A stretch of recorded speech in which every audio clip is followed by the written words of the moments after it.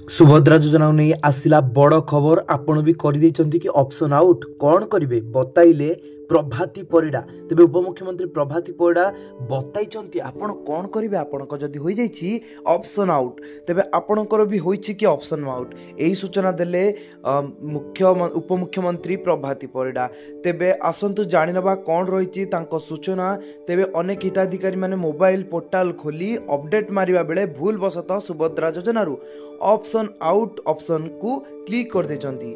तेबे करि देचंती जदि से माने कोन करिवे बोली द्वंद्व रे आज पर्यंत पड़िथिया बेले वर्तमान सुधा बहुत सारा एप्लिकेशन मैडम को पाखक को जाइथिबा मैडम सूचना देचंती। तेबे आमे मध्य प्रयास करिथिले जे किभଳି भाबरे मैडम को पाखक को पहुंचू और लोक मानक समस्या समाधान हो एवं यार समाधान किछि करिसंती कि एहाकु नै सूचना देचंती उपमुख्यमंत्री प्रभाती परिडा। तेबे एभଳି भाबरे सूचना आसुची जे से कौन कहते चलतु ए विषय में आलोचना करवा।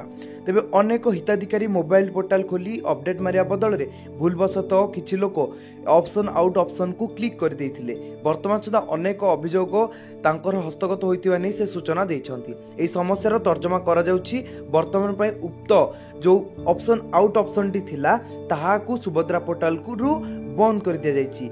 ये बहुत बड़ सफलता आपण मानक एवं आम भली अनेक लोक जो माने की ट्वीट करथिले मैडम को पाखु मेल करथिले एवं बहुत किछि करथिले आपण माने जेहेतु जानिथिबे पूर्व सूचना मुताबिक आपण मानकु आमे कहिथिलु एवं उक्त हिताधिकारी मानक समस्यार समाधान पई आवश्यक पदक्षेप ग्रहण मध्ये करा जाउछि। बहुत जल्दी आ ऊपर सूचना आसीबो नियति भाबरे कोन करिवे से माने पुनः आवेदन करिवे ना किछि पुणी थरे पुनः ओपन करिया को पड़ी पारे कौन करेंगे ताहाकू पुणी थे कहे प्रभाती परिडा मैडम की सूचना देवे। समस्त योग्य हिताधिकारी को सुभद्रा सहायता मिलवा व्यस्त हुंतु ना बोली से कहते एवं समस्त को मिल जदि भी आपण भूल रे हो जाइए ऑप्शन आउट तेबे कौनसी चिंता करिवार नहीं कारण बहुत जल्दी ताहार मध्य सॉल्यूशन नहीं आसुचंती।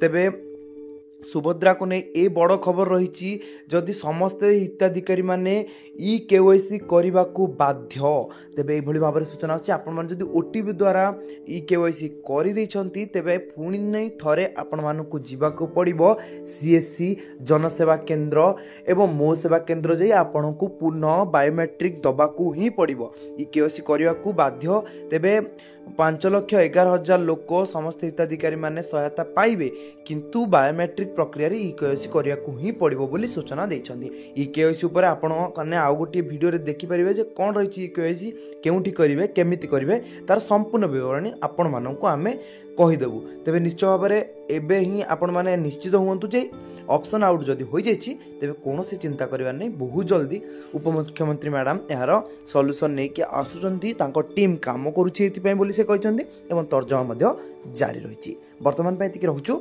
नमस्कार।